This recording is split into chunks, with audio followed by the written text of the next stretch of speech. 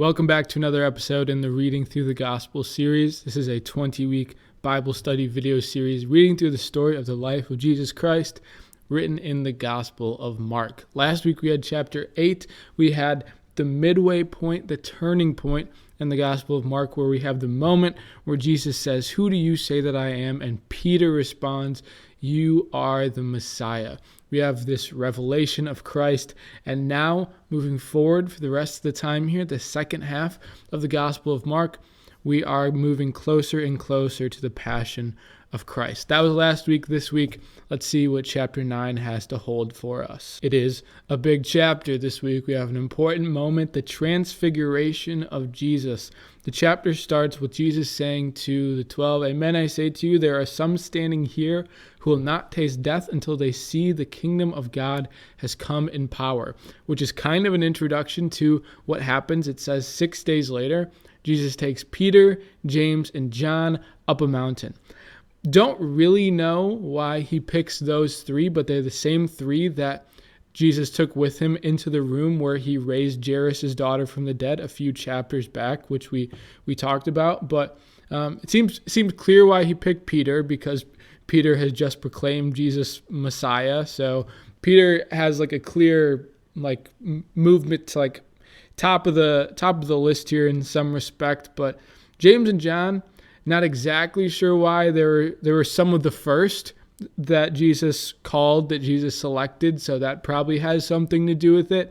But it's clear that these three have some significance, because these three are taken up a mountain with Jesus. Again, where we have going up a mountain in the Bible generally means something important is happening.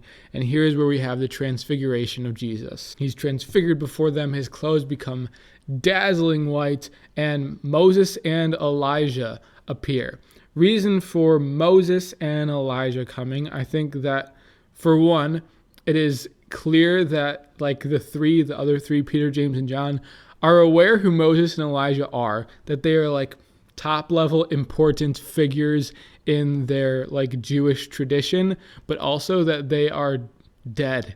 And the fact that Moses and Elijah are there with them on that mountain means that something profound is going on. And the fact that they're top level players. But significance here as well, Moses in a way might represent the law, because Moses was given the 10 Commandments from God, and Elijah representing the prophets, or the prophecy, because Elijah was one of the top prophets in the tradition. So we have the law in Moses and the prophets in Elijah, both being fulfilled in Jesus. So them both being there is representing that in a way as well. How do you even respond to this? Something amazing and profound is going on. It says that Peter says, let's pitch some tents for him. Since all three of you are here, let's set up some tents, because it says they hardly knew what to say because they were in such fear. Then a big cloud comes over the sky, a voice comes from heaven, and then all of a sudden there's nothing. How amazing this must have been, and how confusing, really. As we continue to read on, it's clear that the three were just confused and amazed. But per usual, when something cool happens, Jesus tells them not to tell anyone, which I at first was like, yeah, right, Jesus, how are they not going to tell anyone what just happened on that mountain? But also, for one, it almost seemed so awe-inspiring. Did that just really happen? I feel like if I was in that situation, I would probably be like, did I just hallucinate that? Did that really happen? But also, who's going to believe me if I said that? If Peter, James, and John went back to the rest of the group and were like, you will not believe what just happened. I know that Jesus does a lot of crazy miracles, but up until this point, the rest of the 12 really don't understand most of the things that are going on when Jesus does them. So who would have even believed? So when Jesus says, don't tell anyone, and then he says something about when the Son of Man has risen from the dead, and it says that the three keeps to themselves, but also question what does that even mean? What does rising from the dead even mean? They're clearly confused. Jesus also says something when they get back down about Elijah coming first, or the disciples ask Jesus about Elijah coming first, because there's prophecy in their Jewish tradition about Elijah coming first before some kind of Messiah, or I don't really know. I don't know exactly what it is, but Jesus responds something along the lines of, it seems like he's saying that John the Baptist was in a way a new Elijah who came prior to Jesus, and then John the Baptist was obviously beheaded, as we read in a few chapters back. But that was a transfiguration. And then those four come back down the mountain, meet the rest of the group, and they're surrounded by this big crowd. And they're arguing about something. Jesus says, "What's going on?" And a man says that his son is ravagely demon-possessed, and that the 12, or the group, the apostles down there, were trying to drive out this demon, and they were unsuccessful. And they're all wondering why they couldn't drive out this demon from the man. So the man then asked Jesus, "Would you drive out this demon from my son if you can?" Verse 22 into 23 and 24, the man says, "But if you can do anything, have compassion on us and help us." And Jesus replies to him, "If you can," quoting him, "if you can, everything is possible to one who has faith." And the boy's father cries out, "I do believe, help my unbelief." Jesus goes on to heal the boy, but the clear message there is that, as we've discussed before, the continual theme here as Jesus does this healing ministry, that there's the requirement of people have to believe, people have to have faith in order for the healing to be effective. So when the man says, do something if you can, it is clear, and Jesus responds, "If you can," that the man does not have the faith and does not have the belief in order. That's why the apostles were unable to drive out this demon. But nonetheless, Jesus does it, and the 12 ask him afterwards, why could we not drive it out? And Jesus responds to them, "This kind can only come out through prayer." I'm not gonna lie, I don't know exactly what that means, but I think it's along those kind of lines where Jesus is saying the man had no faith. So I had to work my magic. I had to do something a little bit extra to fill in the gap, I guess, where the man was lacking in the unbelief, in the lack of faith. The group then moves on. They are journeying through Galilee. Says they aren't really met with people because Jesus wants just that time to talk more with his crew. And he gives them more details about the passion. Says that he will be handed over, be killed, and rise again on the third day. And it is clear they do not understand the saying. It says they were afraid to question him, because this is also profound. They don't know what it means, but it seems like something significant is going to happen. They still don't understand. They arrive in Capernaum, and Jesus asks them this question about, what were you arguing about as we were walking before? No one wants to own up to it, but Jesus knows that they were talking about which among them is the greatest. And Jesus wants to clarify this, and he says that if anyone wishes to be first, he shall be the last of all and the servant of all. Kind of in reference to things that were discussed about before in terms of them performing the healing, that Jesus wants to establish that this ministry is not about us becoming great or about you, the 12, achieving some level of greatness, but for service. And he points out this young kid who in a way kind of represents the people who are maybe poor in spirit, the people who need the service. Jesus says that do it for him. Do it for this little kid. Do it for the people who need this service. Don't do it for yourself.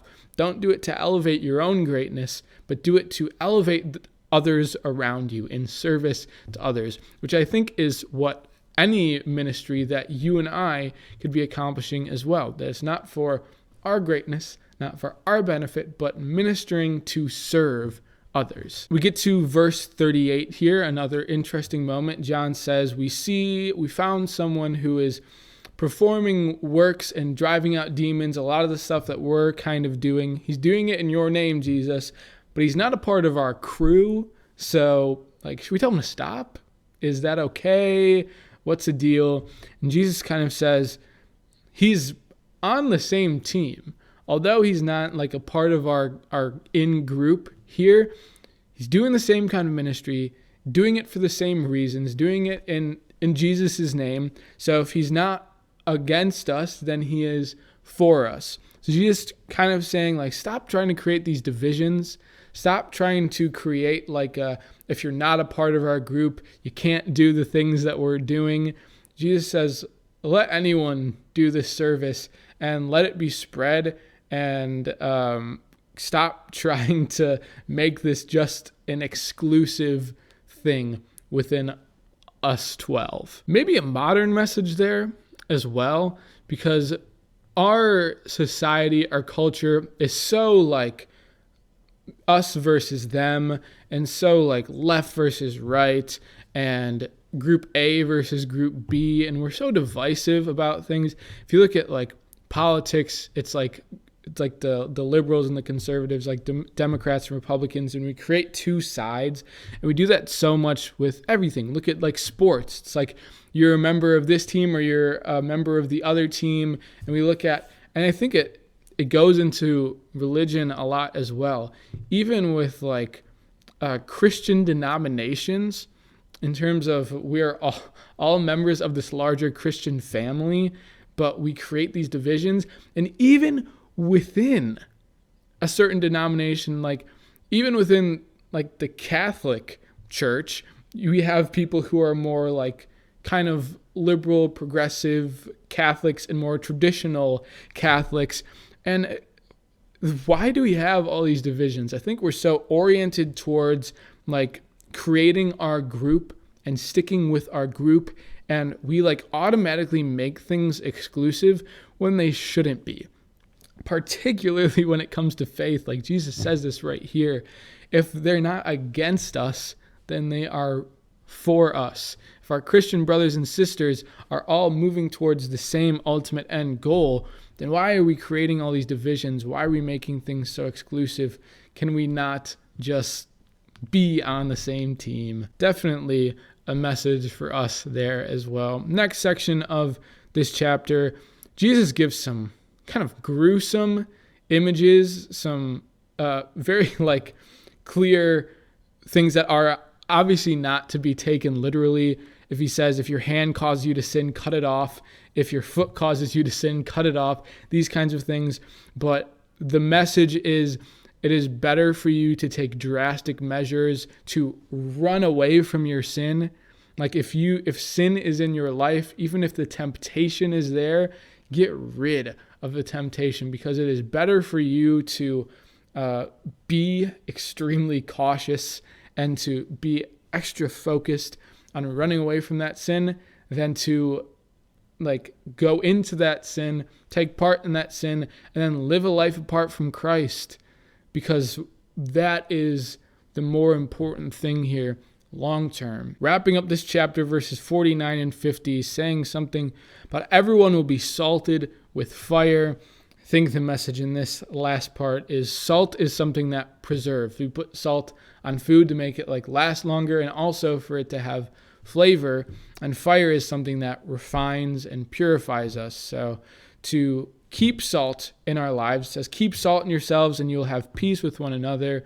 To have that kind of preservative that is salt, that keeps us focused on Christ, keeps us focused on living a faith-filled life and living among each other. A lot of stuff in this chapter, starting with one of the most profound moments in the gospel of the Transfiguration, one of the most awe-inspiring moments, but a lot to talk about and unpack here in this chapter. But once again, we are moving towards the end, and we are moving closer and closer to the passion and Jesus's ultimate destiny in the gospel. So hopefully you got something out of this chapter. That was chapter 9 right there.